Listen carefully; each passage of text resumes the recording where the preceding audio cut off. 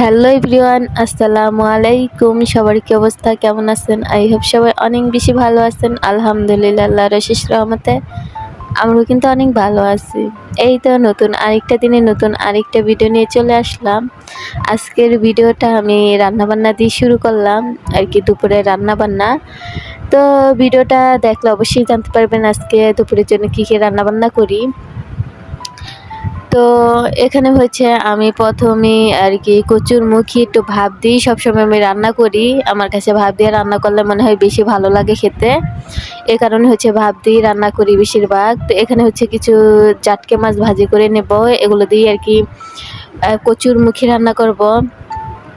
দেখা যায় কি আমি আজকে জাটকা মাছ রান্না করলে এর ২-১ দিন আমার জাটকা মাছই রান্না করতে হয়। দেখা যায় যে আমি বাজারে ২-৩ দিন পর যাই আর যেকোনো ১ পদের বা ২ পদের মাছ আনি, ওগুলো দিয়ে হচ্ছে ১ সপ্তাহের মতো নিতে হয়। তো দেখা যায় যে আজকে যদি জাটকা মাছ রান্না করি, কালকে হচ্ছে রুই মাছ বা নলা মাছ যেটাই বলেন ওটা রান্না করি। তারপরে দেখা যায় যে মাঝখানে ডাল ভর্তা যা হয় আর কি সব মিলিয়ে রান্না করে খাই।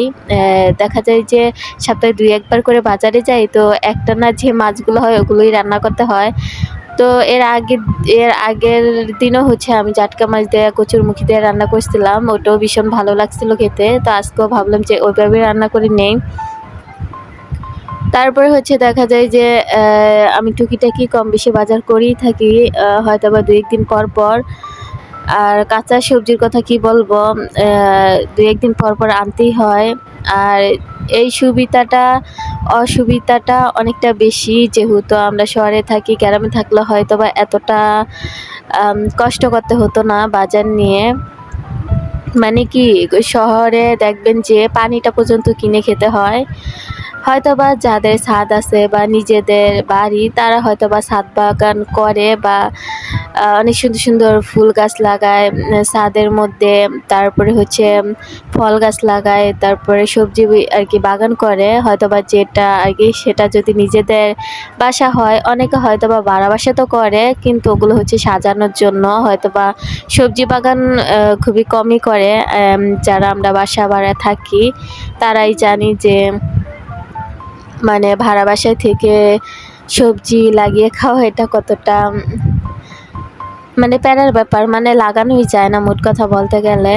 তো হয়তোবা নিজেদের বাড়ি হলে হয়তোবা ছাদ বাগান করা যেত শহরের মধ্যে। আর গ্রামে হলে তো কোনো কথাই নেই, নিজের যেকোনো সবজি লাগিয়ে খাওয়া যায়। তারপরে মানে কি আজকে সবজি নেই, গাছ থেকে সবজি পেড়ে রান্না করে খেয়ে ফেললাম। কাঁচামরিচ নেই, গাছ থেকে ২-১টা কাঁচামরিচ পেড়ে রান্না করে নিলাম। বা আজকে মাংস নেই বা মাছ নেই, রুমের মধ্যে নিজেদের মুরগি যে পালন করে ওই মুরগি থেকে একটা মুরগি রান্না করে নিলাম বা হাঁস রান্না করে নিলাম। এরকম কোনো সুযোগ সুবিধা কিন্তু আমরা শহরে পাই না। হয়তোবা এটা সম্ভবও না, কারণ শহরে মুরগি বা হাঁস মুরগি পালা সম্ভব না। হয়তোবা যাদের নিজেদের বাসা আছে তারা হয়তোবা চেষ্টা করলে নিজেদের বাড়ি হিসেবে যেমন মন চায় তেমন করেই থাকতে পারে। যেহেতু আমরা ভাড়া বাসায় থাকি, এটা কখনই সম্ভব হয় না যে নিজের মন মতো করে চলবো, নিজের মন মতো করে সবকিছু করব। তো এটা আমি না, অনেক আপুরাই হচ্ছে আমার মতো ভাড়া বাসায় থাকে। তো ওই আপুদের হয়তোবা তারা ফ্ল্যাট বাসায় থাকে, তাদের বাসাগুলো অনেক সুন্দর, অনেক পরিষ্কার, অনেক পরিচ্ছন্ন বা পরিপাটিভাবে তারা কাজ করে। আমার তেমন কিছুই নেই। আমি ছোট্ট একটা টিন সিটি বিল্ডিংয়ে থাকি। এখানে আলহামদুলিল্লাহ আমি অনেক ভালো আছি। তো বেশিরভাগ দেখা যায় যে তেমন কোনো আমি ভিডিওই নেইনি, শুধু খালি রান্নাবান্নার ভিডিওগুলি নেই। আর এই রান্নাবান্নার ভিডিওগুলোই আপুদের মাঝে শেয়ার করি। আমার শেয়ার করার মতো তেমন কিছুই নেই যে কি শেয়ার করব।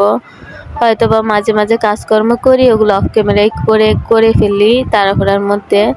আর একটু রান্নার ভিডিওগুলো নিয়ে রাখি, পরবর্তীতে হচ্ছে একটু এডিট করে আপুদের মাঝে শেয়ার করি। তো যাই হোক, আমি কিন্তু অনেক কথাই বলে ফেললাম।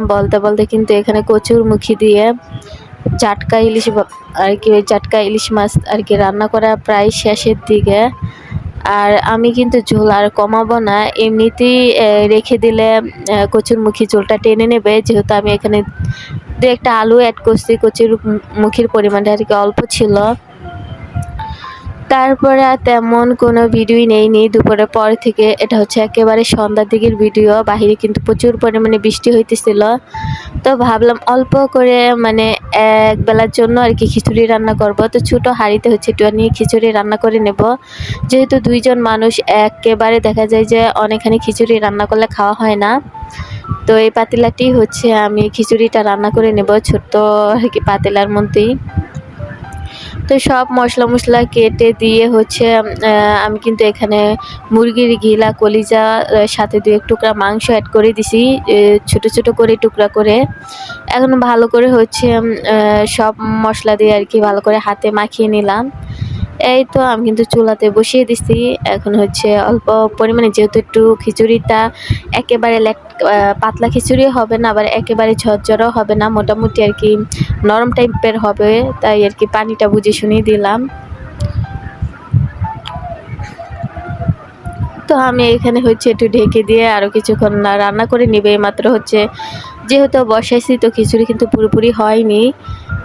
আরও কিছুক্ষণ আমি দমে বসিয়ে রাখবো, আর চালটাও এর মধ্যে ফুটে যাবে।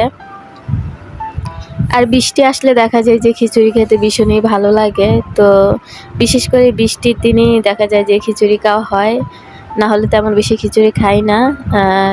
মানে বৃষ্টির মধ্যেই খিচুড়ি খেতে ভালো লাগে বেশি, এই কারণে বৃষ্টির টাইমে খিচুড়ি রান্না করে নেই।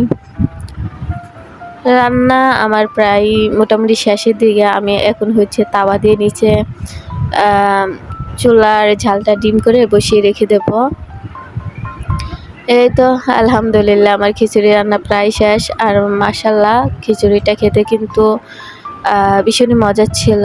আমি হচ্ছে আমার মেয়েটাকে প্রথমে একটু খাইয়ে দিতেছিলাম, কিন্তু একটু আর কি বেশি ঝাল হয়ে গেছিল, তো ওর খেতে একটু কষ্টই হয়ে গেছে। খিচুড়িটা যেহেতু গরম গরম খেতেছিলাম, তো আমি কিন্তু সাইডে একটা ছোট ফ্যানও চালিয়ে দিছি, যাতে তাড়াতাড়ি আর কি খিচুড়িটা একটু ঠান্ডা হয়ে যায়। কারণ প্রায় ৯টার মতো বেজে গেছে, সন্ধ্যার পরে হচ্ছে রান্না করছি।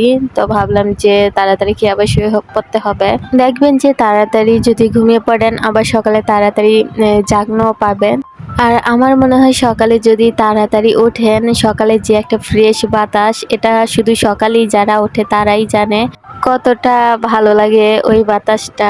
তো যাই হোক, আজকে খিচুড়ি খেতে খেতে বিদায় নিয়ে নিতেছি। আল্লাহ হাফিজ।